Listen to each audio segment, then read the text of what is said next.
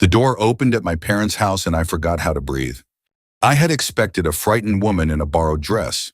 I had expected embarrassment, maybe awkward laughter, maybe a reminder that a man should never make foolish offers on the side of a road after nearly ruining someone's life. But she stood there calm as Sunday morning. Her dark coat was buttoned neatly, her hair was pulled back. Her face held no anger, no pleading, no nervousness. Beside her stood an older man in a charcoal suit, tall, silver-haired, with eyes that had seen enough of the world to judge it quietly. My mother gasped behind me. My father's hand tightened around his walking cane. And the woman I had hit with my car less than 2 hours earlier looked straight at me and said, "Mr. Whitaker, I told you I wouldn't come alone." That was the moment I understood the worst mistakes in life are not always loud. Sometimes they arrive wearing dignity. But before that door opened, I was just a tired, wealthy man running late to dinner. My name is Thomas Whitaker. At the time, I was 59 years old enough to know better and proud enough to ignore what I knew. I owned a regional commercial real estate firm in Northern Virginia, nothing glamorous like people imagine from the outside, but enough shopping centers, office buildings, and warehouse leases to keep my name on brass plaques and my face in charity programs. People called me successful. I accepted the word because I did not know what else to call myself. My wife Ellen had been gone for 6 years. Cancer took her slowly, and regret took whatever was left of me afterward. Our 2 grown children lived their own lives in Colorado and North Carolina. They called on birthdays, sent pictures of grandchildren, and spoke to me with the careful politeness people use when they have stopped expecting warmth. Every month, my parents invited me to dinner at their house in McLean. My mother still set the table with linen napkins and silver that had to be polished by hand. My father, 84, and still convinced every problem in America began when men stopped wearing ties to dinner, would ask about business taxes, politics, and whether I had found someone respectable. Respectable was one of his favorite words. That evening, I was late.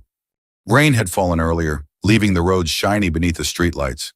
I was driving my black Mercedes, checking the time, annoyed at traffic near a strip of small businesses my company had bought the previous spring. The property was old, half vacant, and scheduled for renovation. I had barely looked at it in person. My phone buzzed in the cup holder. My mother. I glanced down just long enough to see her name. That was all it took. A shape moved near the curb. A woman in a yellow safety vest bent to pick something up from the roadside.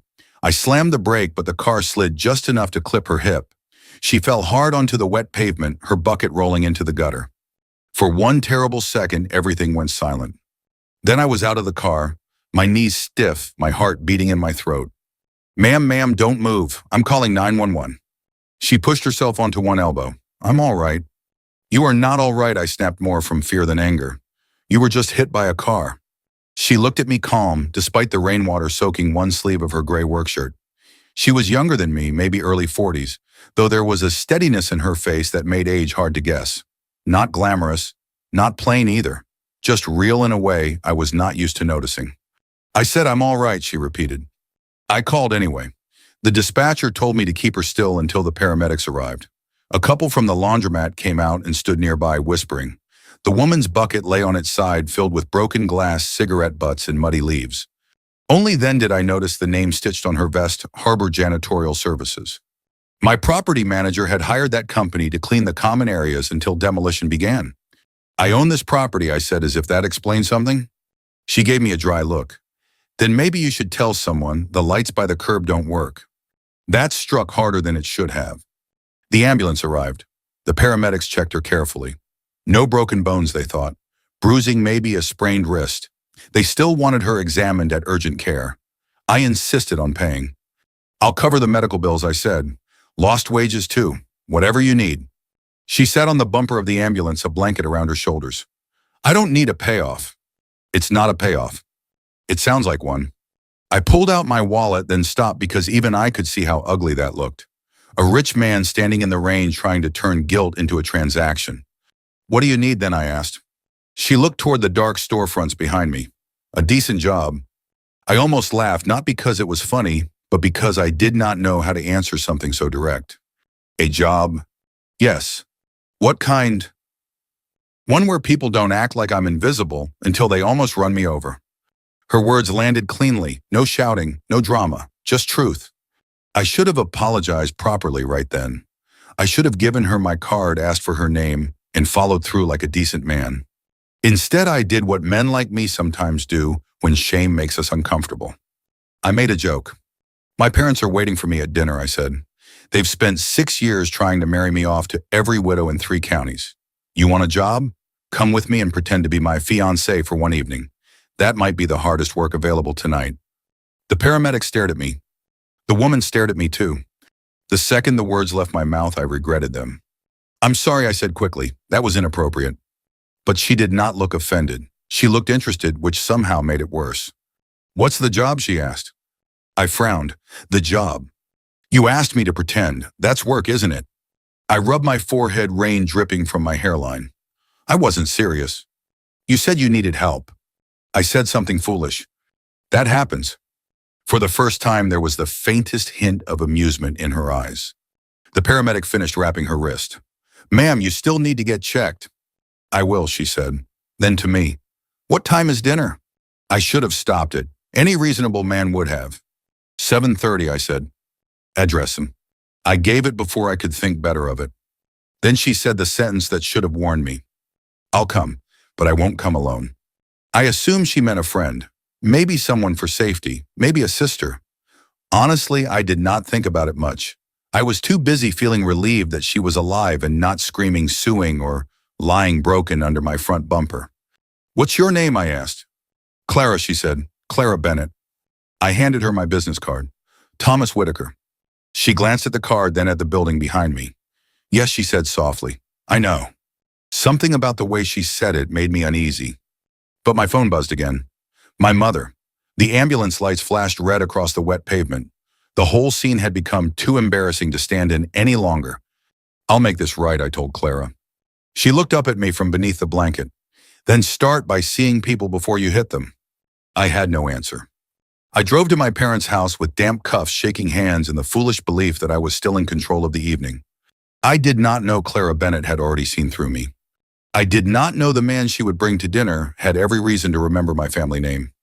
And I certainly did not know that by the time that front door opened, the woman I had mistaken for a janitor would begin taking apart the quiet arrogance I had spent a lifetime building. I stood there for a moment after closing my car door, staring at my parents' house like it might offer me some kind of answer. It never did. The Whitaker house had been the same for 40 years. White brick, black shutters, trimmed hedges that my father still insisted on inspecting himself even now. Order, control, appearances. That was what the house stood for. That was what I stood for too, or at least what I had convinced myself of. I checked my reflection in the car window. My shirt was damp at the cuffs. My hair, thinner than it used to be, was still slightly out of place from the rain. I smoothed it back, straightened my jacket, and told myself to get through dinner like I always did. Simple, predictable, safe. Except tonight I had invited a stranger I'd hit with my car to pretend to be my fiancée. And she had said yes. Worse, she had said she wouldn't come alone. I should have called her, canceled, sent money anyway, apologized properly, ended it before it could begin. But I didn't. Because a part of me, the part I didn't like to examine, was curious. And another part, if I'm honest, was tired of being the man who always played things safe. I walked up the stone path and rang the bell even though I had a key. My mother liked formality. It made her feel like things were still the way they used to be. She opened the door before the second chime. Thomas, she said, her voice already carrying that gentle edge of disappointment. You're late. I know. She stepped aside, letting me in. The smell of roast beef and rosemary filled the air. It hit me with something close to memory. Ellen in the kitchen years ago, laughing at something I didn't hear because I was reading emails at the table. That kind of memory doesn't shout. It settles quietly in your chest and refuses to leave. My father sat in the living room, his cane propped beside his chair, the evening news playing low on the television. You're late, he said without looking at me. I've noticed, I replied. He muted the television and turned his attention fully to me, which was always worse. What happened? I hesitated just long enough for him to notice. Traffic, I said. He gave a small dismissive nod. Excuses are the currency of the unprepared. My mother sighed softly. Frank, please, not tonight. Every night is the same night, he said. That's the problem. I loosened my tie. Good to see you too. We moved into the dining room. The table was set perfectly, china plates, folded linen napkins, the silverware aligned like soldiers. My mother had even lit candles, though it wasn't a holiday. "Sit," she said. "Dinner's almost ready." I took my usual seat, the one Ellen used to sit beside me in. That empty space had long since stopped surprising me, but it never stopped meaning something. My mother poured wine. My father watched me, and I realized I couldn't get through dinner pretending nothing had happened. "There's something I should tell you," I said. That got their attention. My mother paused mid-pour. "What is it?" "I'm not alone tonight." My father leaned back slightly, meaning, "I invited someone to dinner." Silence. Not the comfortable kind. My mother set the bottle down slowly. "Someone." "Yes." She looked at me carefully the way she used to when I came home late in high school. "A woman." "Yes." My father's eyebrows lifted just enough to signal interest. "Well, that's unexpected." "She'll be here soon." My mother sat down across from me. "Thomas, why didn't you tell us earlier?" "Because I didn't plan it earlier." That part at least was true. My father tapped the table lightly with his fingers. "Who is she?" I opened my mouth and closed it again. How do you explain something like that without sounding like exactly the kind of man you don't want to be? "She works for one of my properties," I said finally. "What does she do?" my mother asked. I hesitated. "She's part of a cleaning crew." That changed the air in the room immediately. My father's expression tightened, not anger exactly, but something close to disapproval. "A cleaning crew," he repeated. "She's a janitor, Thomas," my mother asked carefully. "Yes." My father exhaled slowly. "And you thought it appropriate to bring her here." "I thought it was my decision." "That's not the point." "It is to me." My mother reached for her napkin, folding and unfolding it in her hands. "We're not judging her, dear. We're just surprised." "Yes," my father added. "Surprised that a man in your position would make such a spontaneous choice." There it was. Position. Always position. I felt something tighten in my chest, something I usually kept buried under years of practiced composure. "You wanted me to meet someone," I said. "I met someone." "That's not what we meant," my father said. "I know what you meant." Silence again. Then my mother said softly, "What's her name?" "Clara." "And you care about her?" she asked. The question caught me off guard. Did I? I had known her for less than an hour. I had hit her with my car. I had made a joke that should never have been made, and now she was coming to dinner. "I respect her," I said. That was the closest thing to truth I could offer. My father studied me for a long moment. "Respect is a beginning," he said, "but it is not enough." I almost laughed at that. Respect had been absent from most of my life's important relationships. It would have been a miracle to start there. My mother stood. "Well, she said smoothing her skirt will welcome her properly. That's what matters." I nodded, grateful for her attempt at grace. But underneath it, I could feel the tension building. Not just in the room, in me. Because the more I thought about Clara, the way she had looked at me, the way she had refused money, the way she had said she wouldn't come alone, the more I realized something wasn't right. People don't behave that way unless they have something solid underneath them. Something I hadn't taken the time to see. I checked my watch. 7:26 p.m. 4 minutes. My father poured himself more wine. "I assume she understands the nature of this evening," he said. "What nature is that?" I asked. He met my eyes.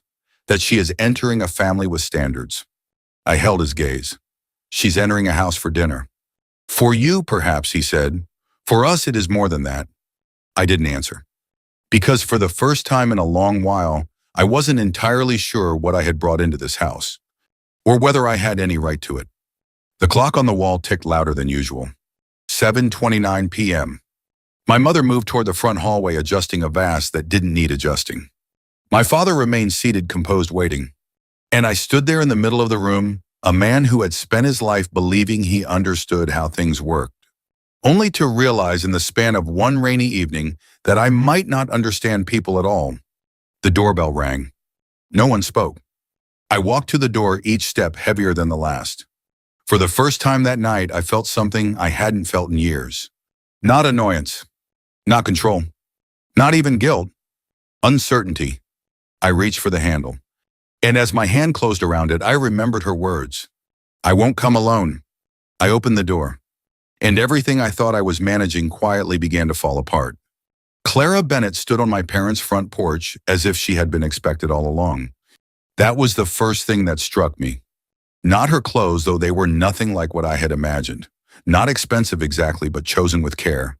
A dark wool coat, a cream blouse, simple pearl earrings, black shoes polished clean despite the wet pavement outside. She had not dressed to impress. She had dressed to be taken seriously. Beside her stood the older man. He was tall, lean, and still in a way powerful men often are when they no longer need to prove it. His silver hair was combed back neatly. His charcoal suit looked conservative, almost old-fashioned but perfectly fitted. In one hand he held a folded black umbrella, in the other he held a worn leather folder. His eyes moved from me to the hallway behind me, then back to my face. "Mr. Whitaker," Clara said. "This is my father, Edward Bennett." I swallowed. "Good evening." Edward Bennett extended his hand. His grip was firm, dry, and measured. "Mr. Whitaker," he said, "I appreciate you inviting my daughter." There was nothing accusing in his tone. That made it worse. Behind me, my mother had stepped into the hallway. I heard the small breath she took when she saw them. My father, slower because of his cane, appeared near the dining room entrance and stopped. For a moment, nobody knew what version of the evening we were supposed to perform. Then my mother recovered first. "Please," she said with the graceful manners she had spent a lifetime polishing. "Come in out of the cold." Clara stepped inside. Her father followed. I closed the door and the sound felt final. My mother smiled warmly, though her eyes were searching. "I'm Margaret Whitaker." "Clara Bennett," Clara said, shaking her hand. "Thank you for having me. And this is my husband, Frank." My father gave a slight nod. "Mr. Bennett, Mr. Whitaker." They shook hands. I watched my father closely. He had a gift for placing people. A watch, a pair of shoes, a word choice, a posture. He collected all of it within seconds and turned it into judgment. But with Edward Bennett, something different happened. My father hesitated, not visibly to everyone perhaps, but I knew him. He recognized something. "Have we met?" my father asked. Edward's expression did not change. "I believe we have been in the same room once or twice." My father's grip tightened on his cane. My mother, sensing danger without knowing its name, said, "Dinner is ready. Please come sit." We moved into the dining room. It is strange what embarrassment makes you notice. The shine of silverware, the sound of chair legs against hardwood, the small watermark on my sleeve. Clara's wrist still wrapped lightly from the paramedic's bandage. The way Edward pulled out her chair before sitting beside her. My mother placed Clara across from me. Edward sat beside her. My father took his place at the head of the table as always. For a few minutes we pretended. My mother asked Clara if she was comfortable. Clara thanked her. My father asked Edward if he lived nearby. "Alexandria," Edward said. "Retired?" my father asked. "Yes." "From what line of work?" Edward picked up his water glass. "The law." My father's eyes sharpened. "Attorney." "For a time." Clara glanced at her father, then at me. I had the uneasy feeling of being the only man at the table who did not understand the room. My mother began serving roast beef, carrots, potatoes, and green beans from the good platters. I normally found comfort in that old routine. That night, every movement felt staged.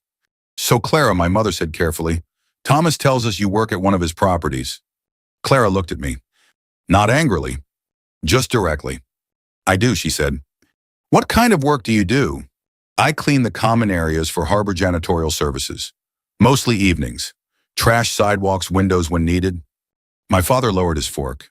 "That must be difficult work." "It is honest work," Clara replied. A flush crept up my neck.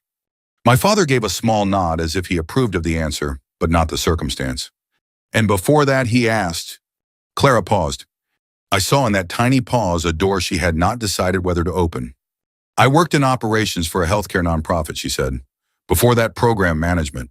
Before that, graduate school." My mother blinked. "Graduate school?" "Public administration." "Where?" my father asked. "Georgetown." The fork in my hand felt suddenly heavy. My mother looked from Clara to me, and I could read her thought clearly. "You brought a janitor to dinner and did not know she went to Georgetown." "No, mother," I thought. "I hit her with my car first." Edward Bennett folded his napkin once across his lap. "Clara has always believed a person should know the work behind the policy." "That's admirable," my mother said. "It is inconvenient," Edward replied, and Clara smiled faintly. It was the first real smile I had seen from her. Something about it softened her whole face. For one brief second, I saw the woman beneath the accident, beneath the odd arrangement, beneath my assumptions. Then my father spoke. Thomas did not tell us much about how you two met. My stomach tightened. Clara did not look away. No, she said. I imagine he didn't. My mother's hand stilled. Edward set down his glass. My father looked at me. Thomas, there are moments in a life when you can still choose who you are going to be. I wish I could tell you I chose well immediately. I did not. It was an unusual meeting, I said. Clara waited. My father's eyes narrowed. Unusual how? I took a breath. There was an accident. My mother turned pale. An accident. I clipped her with my car, I said quietly. The words sat in the air like smoke. My father leaned back. You what? She's all right, I said too quickly. The paramedics checked her. I offered medical care compensation. I refused, Clara said. My father stared at me as if I had become a stranger at his own table. My mother whispered, Thomas. I looked down at my plate. Roast beef untouched. Green beans perfectly aligned. That was when Edward Bennett finally spoke in a voice low enough that everyone leaned in to hear it. My daughter called me after the paramedics left, he said. She told me a man had hit her because he was distracted. She also told me he was more embarrassed than cruel. I looked up. Edward's eyes rested on me. I came tonight to decide whether she was right. No one moved. Clara's face remained composed, but I saw the slightest tension near her jaw. My father cleared his throat. Mr. Bennett, I assure you. Edward raised one hand, not rudely but firmly. I am not here for assurances, Mr. Whitaker. My father stopped. That alone was remarkable. Edward turned to me. My daughter also said you asked her to pretend to be your fiancée. My mother closed her eyes briefly. My father's face went hard. I felt smaller than I had felt in years. It was a stupid joke, I said. Was it? Edward asked. I looked at Clara. She did not rescue me. Good for her. No, I admitted, not entirely. The room became very quiet. Edward leaned back slightly. Then perhaps you can help me understand. I tried to speak, but no clean explanation came. Only ugly little pieces of truth. I was lonely. I was tired of disappointing my parents. I was used to solving discomfort with money. I had seen Clara in a yellow vest and decided in some lazy corner of my mind that she could be used as a shield for one evening. None of that sounded like a man worth defending, so I said the only thing I could. I was ashamed, I said, and I tried to turn it into something I could control. Clara's eyes softened, but only a little. Edward watched me for a long moment. Then he asked the question that changed the rest of my life. Mr. Whitaker, he said, when you looked at my daughter on that roadside, did you see a woman or did you see a problem? My father looked away. My mother put one hand over her mouth. And I, Thomas Whitaker, who had spent nearly 60 years building an answer for everything, found I had none. There are questions a man spends his whole life avoiding. Edward Bennett had just asked me one of them. When you looked at my daughter, did you see a woman or a problem? The room held its breath. I could feel my father's disappointment without looking at him. My mother sat very still, her hand still near her mouth. Clara watched me not with anger, not even with expectation, just patience. That made it harder, because patience leaves you no place to hide. I lowered my eyes to the table for a moment, not out of shame alone, but because I needed a second to separate the truth from the habits I had built over decades. I began, then stopped. What had I seen? A liability, an inconvenience, a complication to be resolved quickly so I could get to dinner on time. I looked up again. I saw a problem, I said. No one spoke. Edward did not nod or react. Clara did not look surprised. My father shifted in his chair, uncomfortable in a way I had rarely seen. Thomas, that's not. It is, I said quietly. I wasn't raising my voice. I didn't need to. Because for once, I wasn't arguing. I was admitting. I didn't ask her name at first, I continued. I didn't ask what she needed. I asked how to fix it. Quickly, quietly, efficiently. My mother's eyes filled slightly. She reached for her napkin. Edward folded his hands on the table. And when she refused your money, I didn't understand it. Why? Because money is how I've solved things for a long time. That was the cleanest sentence I had spoken all evening. My father exhaled slowly, as if something in that answer unsettled him more than he expected. Clara finally spoke. You didn't just misunderstand me, she said. You dismissed me. Her voice wasn't sharp.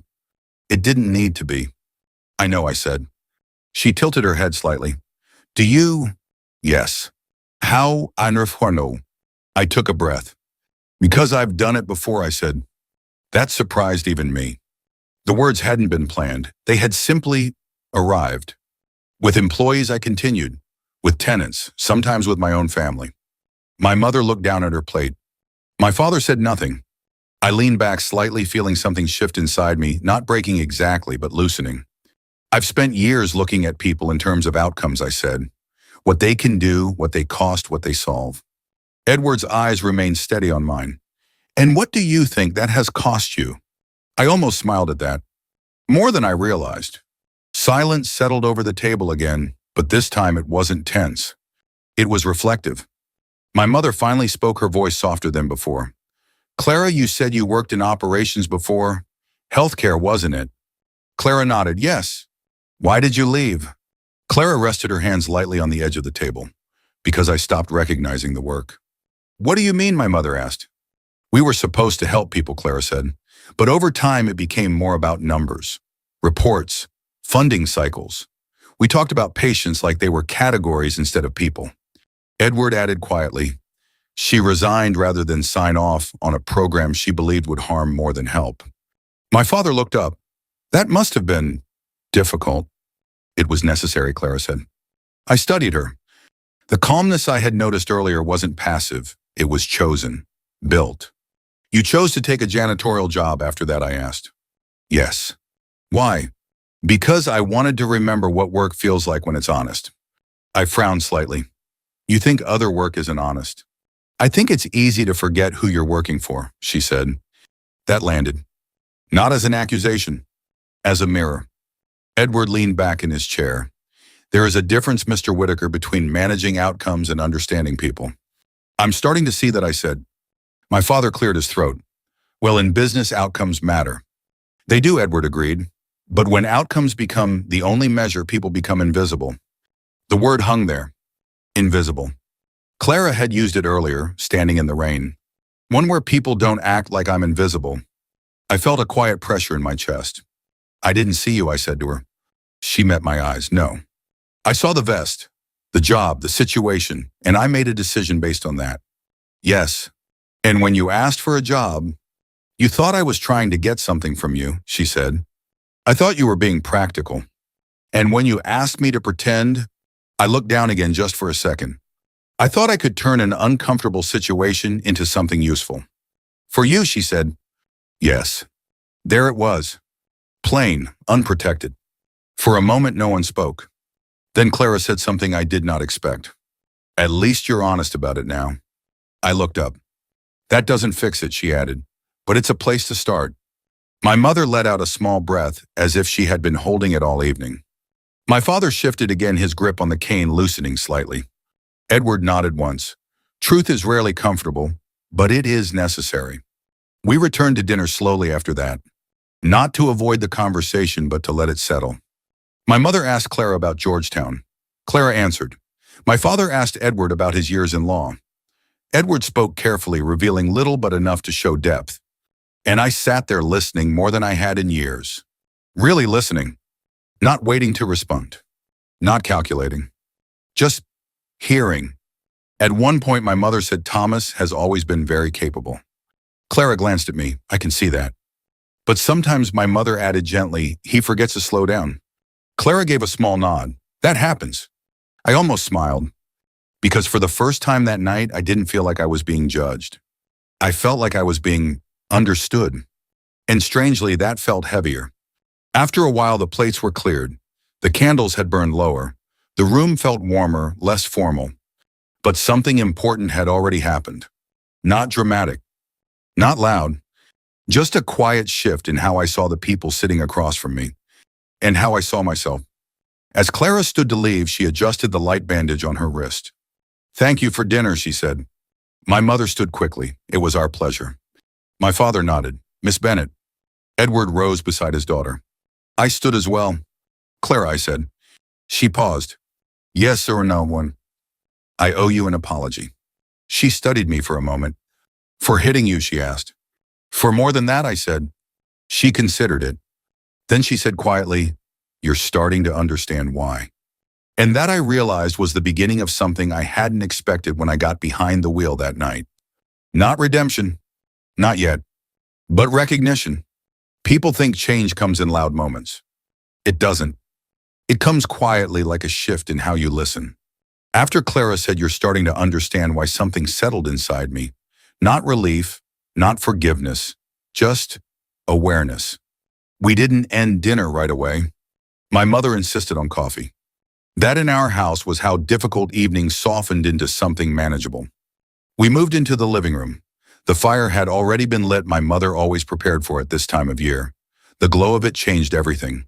The room that had felt stiff and watchful now felt human. Clara sat on the edge of the sofa, at first careful, composed. Edward took the armchair across from my father. I stood for a moment, unsure where to place myself. Then Clara said almost casually, "You can sit, Mr. Whitaker. I'm not going to disappear." It was a small thing, but it broke the tension. I sat. My mother brought in coffee on a tray along with a plate of small butter cookies she had baked earlier that afternoon. She always baked too much. It was her way of caring without asking. "Sugar?" she asked Clara. "Just a little, thank you." "Cream?" "Yes." The normalcy of it felt almost unreal after everything that had been said. My father cleared his throat. "Miss Bennett Clara," he corrected himself, "which I noticed immediately. You mentioned earlier, you left your previous work because of disagreements." Clara nodded. "That's one way to put it." "What happened?" he asked. Edward glanced at his daughter, giving her the choice. Clara took a sip of her coffee before answering. "We were running a regional program," she said. "Funding was tight. The board wanted to shift resources to areas that looked better on reports." My father frowned slightly. "That's standard." "On paper," Clara said. "But it meant cutting support from smaller communities that didn't produce impressive numbers." "And you disagreed," he said. "I did." "Did it cost you your position?" "I resigned." My father studied her for a moment. "That's not a common choice." "No," she said, "it isn't." He leaned back slightly. "Most people would have stayed, tried to work within the system." "I did," Clara said, "for a while. And then she set her cup down carefully. "And then I realized I was becoming someone I didn't respect." The room went still again, but not uncomfortably. "Just honestly." My mother spoke next, her voice gentle. "That must have been very difficult." "It was," Clara said, "but staying would have been harder." Edward added quietly, "Integrity often costs more in the short term." My father nodded slowly. I watched him closely. Something in him had shifted too, not completely, but enough to matter. "And the janitorial work?" he asked. Clara smiled faintly. "Temporary. For perspective. For grounding," she said. "It's easy to make decisions about people when you're far removed from their daily lives." I felt that one. Not as a criticism, as a truth I had never bothered to test. My mother leaned forward slightly. "And has it helped?" "Yes," Clara said, "more than I expected." "How?" she asked. Clara thought for a moment. "It reminded me that dignity doesn't come from titles," she said. "It comes from how you treat people and how you let them treat you." My mother's eyes softened. My father looked at the fire. And I sat there feeling like I had spent most of my life measuring the wrong things. Edward turned to me then. "And you, Mr. Whitaker?" I blinked. "Me. What has your work taught you about people?" I almost gave my usual answer, something about markets growth stability. But none of that felt right anymore. "Efficiency," I said finally. Edward raised an eyebrow. "And what else?" "In his 40s, I hesitated. "Distance," I admitted. Clara glanced at me. "Distance can feel safe," she said. "It does," I replied. "But it also makes it easy to stop seeing people clearly." I nodded. "I'm starting to understand that." My mother placed her cup down. "Thomas has always been very focused," she said. "On outcomes," Clara added gently. "Yes," my mother said, "but not always on the people behind them." There was no accusation in her voice. Just recognition. That might have been harder. My father shifted in his chair. "Success requires discipline," he said. "It does," Edward agreed. "But discipline without empathy can become something else." My father didn't respond immediately. Then he said, "I suppose that depends on what you value." "It always does," Edward said. The fire crackled softly. Outside, the rain had stopped. For a moment, no one spoke. And for the first time that evening, the silence didn't feel heavy. It felt full. Eventually, Clara stood. "We should go," she said.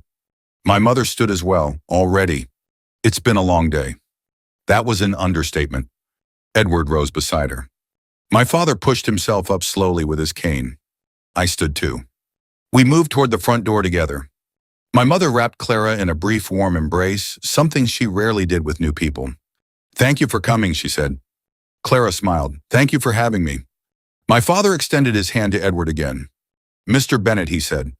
"Mr. Whitaker." Their handshake was firmer this time. More equal. Then Clara turned to me. For a moment, neither of us spoke. I meant what I said. I told her. "I owe you more than an apology." She studied my face. "I know," she said. "I'd like to make it right." How, she asked. That was the question. Not what I would offer, but how I would change. "I don't know yet," I admitted, "but I'd like the chance to figure it out." She considered that. Then she said something simple. "Start by not turning it into a transaction." I nodded. "That seems fair." She adjusted her coat. "Good night, Mr. Whitaker." "Thomas," I said. She paused.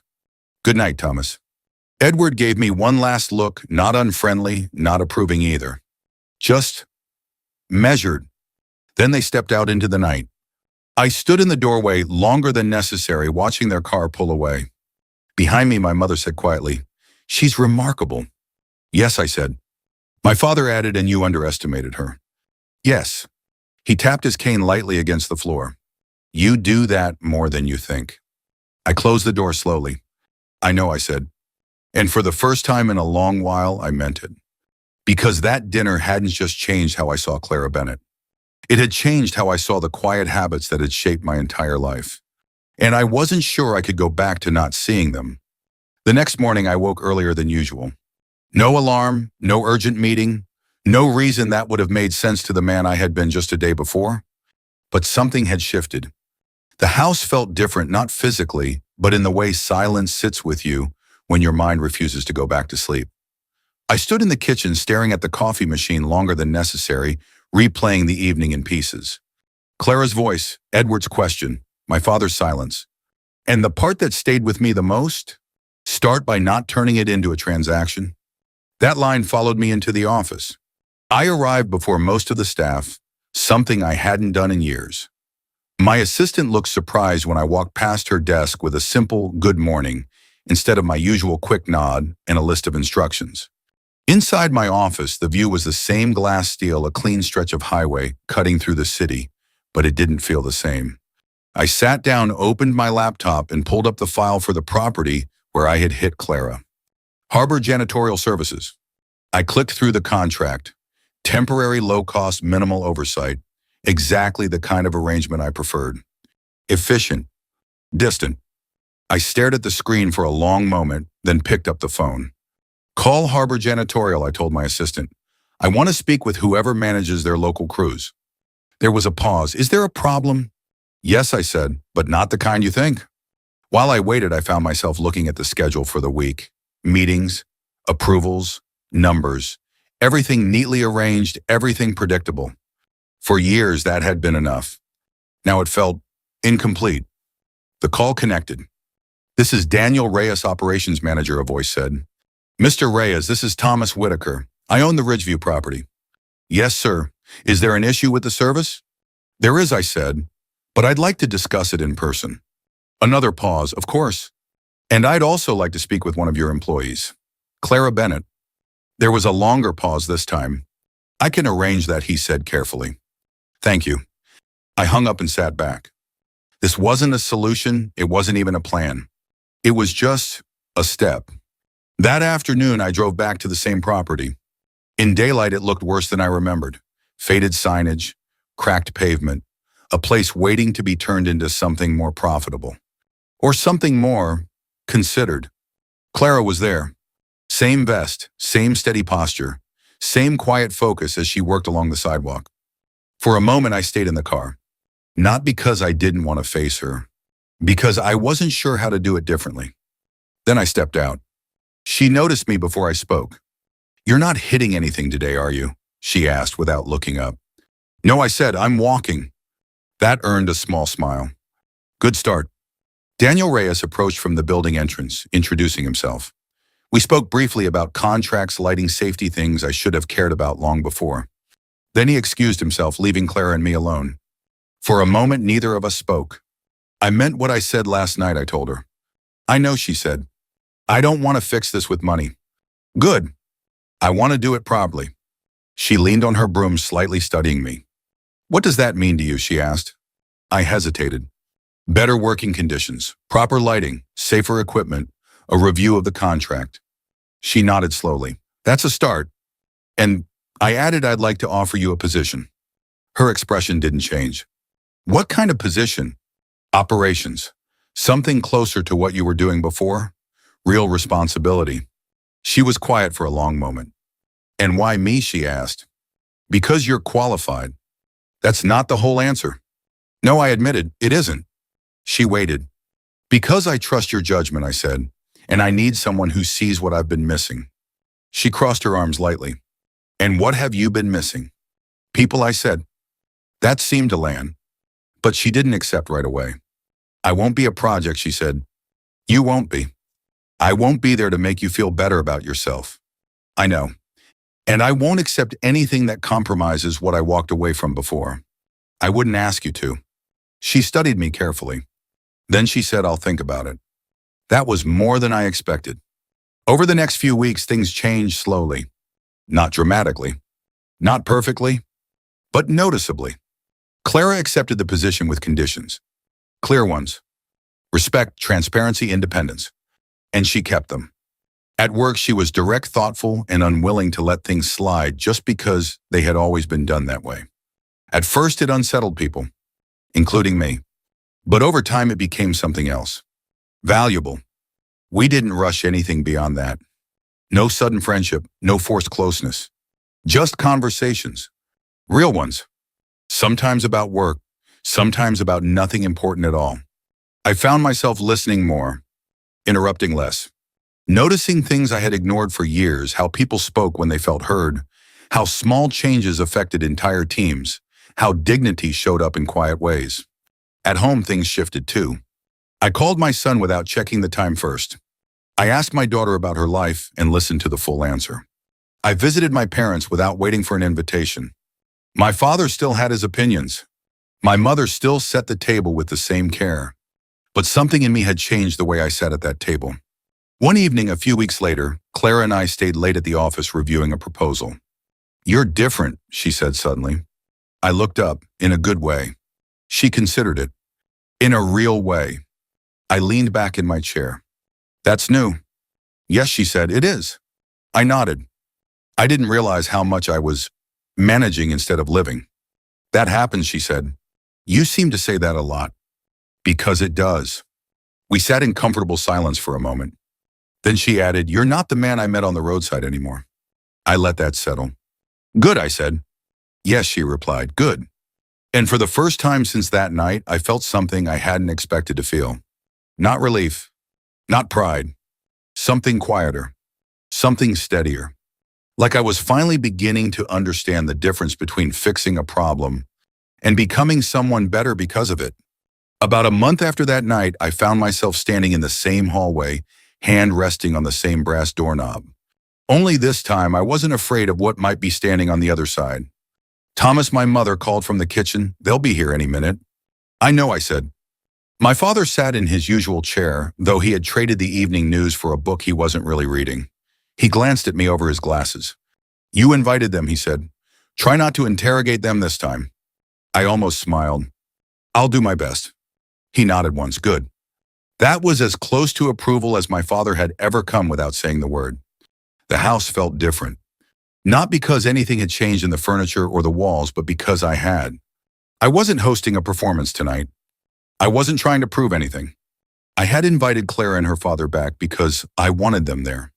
Nothing more complicated than that. The doorbell rang. My mother paused mid-step, then looked at me. Well, she said. I walked to the door slower this time, not hesitant, just present. When I opened it, Clara stood there again. No vest this time. No pretense either. She wore a simple navy dress, her hair pulled back, the same way her expression calm but warmer than before. Edward stood beside her as composed as ever. "Good evening, Thomas," Clara said. "Good evening," I replied. "I'm glad you came." Edward extended his hand. "Thank you for inviting us. Thank you for accepting." We shook hands, and this time there was no weight behind it. No test. Just acknowledgement. They stepped inside. My mother greeted them warmly, embracing Clara again, which Clara returned more naturally this time. "Dinner's ready," my mother said. "Of course it is," Clara replied with a small smile. We moved into the dining room and I noticed something almost immediately. There was no tension, no careful watching, no unspoken questions hanging in the air. Just four people sitting down together. And me. Dinner was quieter than the first time, but in a good way. We talked about ordinary things. Work, weather, my father's opinions about city planning, my mother's garden, Edward's stories from his years in law told not to impress, but to share. Clara spoke about the changes she had been making at the office. Not dramatic ones, but meaningful. Better lighting in older properties. Clearer communication with staff. Simple policies that treated people like they mattered. I listened. Not because I was trying to prove anything, because I wanted to understand. At one point, my father said, "You've made quite an impression at the firm." Clara glanced at me before answering. "I've made adjustments," she said. My father nodded. "Thomas speaks highly of your work." That caught me off guard. I hadn't realized he noticed. "Thank you," Clara said. Later over coffee, Edward turned to me. "You've been busy," he said. "I have. And not just with business. Number." He studied me for a moment. Then he said, "Change is rarely comfortable." "It hasn't been," I admitted. "But it seems to suit you." I thought about that. I think it's overdue. Clara watched the exchange quietly. After a while, my mother stood and began clearing cups. "I'll help," Clara said, rising with her. They moved into the kitchen together, leaving my father, Edward, and me in the living room. My father leaned forward slightly. "You handled things poorly that night," he said. "I know. But you handled what came after. Better than I expected." That surprised me. "Thank you," I said. He nodded once. Edward added, "What matters is not the mistake, Mr. Whitaker. It is what you choose to learn from it." "I'm still learning," I said.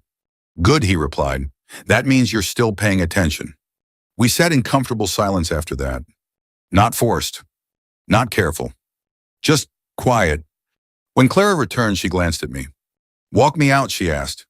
Of course. We stepped outside together. The night air was cool, clear. Very different from the rain-soaked evening when we had first met. For a moment, we stood on the porch without speaking. Then I said, "I owe you something." She smiled slightly. "You've already said that." "I don't mean money." "I know." I took a breath. "I owe you the truth." She waited. "I didn't just change because I felt guilty," I said. "I changed because I realized I didn't like who I had become." She nodded slowly. "That's a harder realization." "Yes." "And what do you plan to do with it?" "Keep going," I said. "Keep paying attention. Keep choosing differently." She studied my face as she had done the first night, but this time there was something softer in her expression. "That's all anyone can really do," she said. I hesitated. Then I asked, "Would you consider dinner again sometime?" She tilted her head slightly. "This wasn't dinner." I smiled. "You know what I mean." She thought for a moment. "Maybe," she said, "as long as it's not a job." "Not a job," I said. "And not a performance." "Not that either." She nodded. "Then maybe."